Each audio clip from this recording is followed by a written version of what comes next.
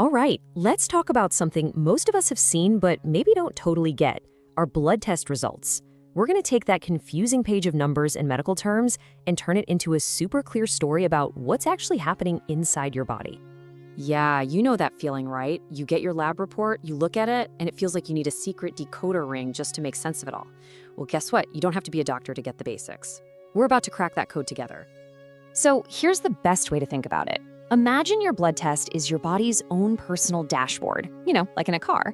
Every number is a different gauge, and every result is just a quick snapshot of how things are running under the hood.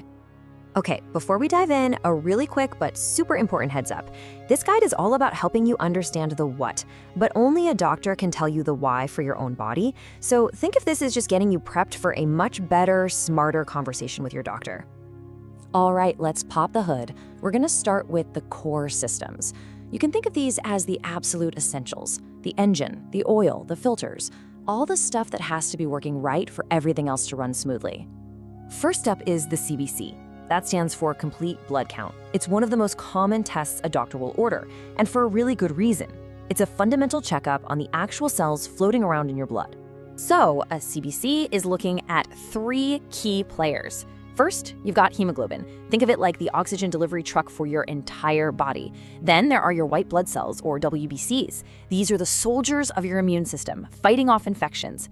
And finally, platelets. They are body's first responders, rushing to the scene to stop any bleeding. Okay, so from the blood itself, let's move on to your body's main processing plant, the liver. And for that, we use the LFT, or liver function tests, to get a peek at how this powerhouse organ is doing. So how do we check for liver stress?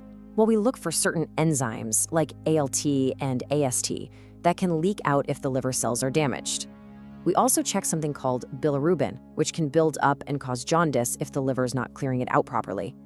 Basically, these are all like little warning lights on your liver's dashboard.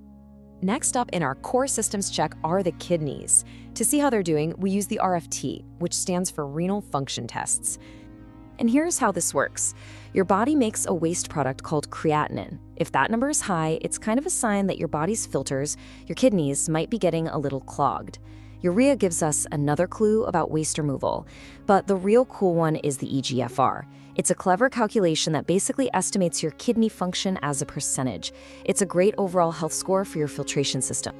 Okay, core systems checked. Now let's look at the fuel and performance gauges. These tests are all about how your body is managing energy, not just for today, but for the long haul.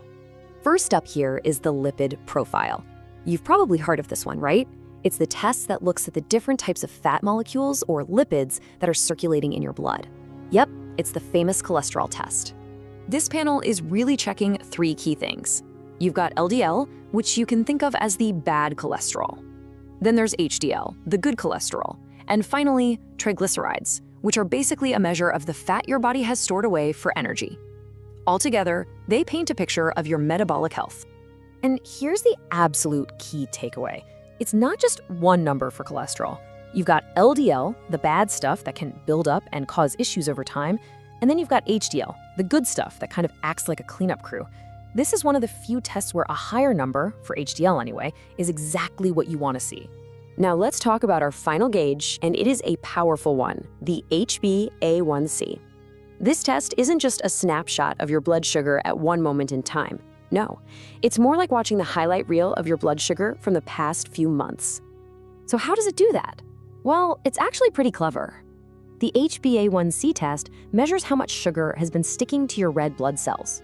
And since those cells live for about 3 months, it gives your doctor this amazing view of your average blood sugar over a long period, which makes it an absolutely crucial tool for understanding and managing diabetes.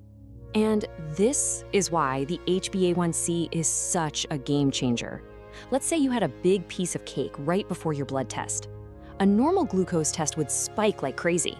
But the HbA1c, it isn't fooled by just one meal. It gives a much more stable, honest picture of your blood sugar control over the long term. So, now you can read the dashboard. You know what the gauges mean. But what do you do with that information? Well, the final step is to use this knowledge to have a better, more productive conversation with your doctor. Seriously, if you remember just one thing from this whole explainer, please let it be this. You just need to ask 3 simple questions. What's my result? What's the normal range? And what's the next step? Asking this transforms you from just a patient into an active partner in your own health. And that's the whole point. This isn't about trying to replace your doctor's advice, not at all. It's about becoming an informed partner with them. When you can speak the language, you can ask better questions, understand the answers, and ultimately get better care. So we'll leave you with this thought. Now that you've got a basic map to your body's dashboard, what's one gauge you're more curious about now? What's one part of your own health story that you really want to understand a little better?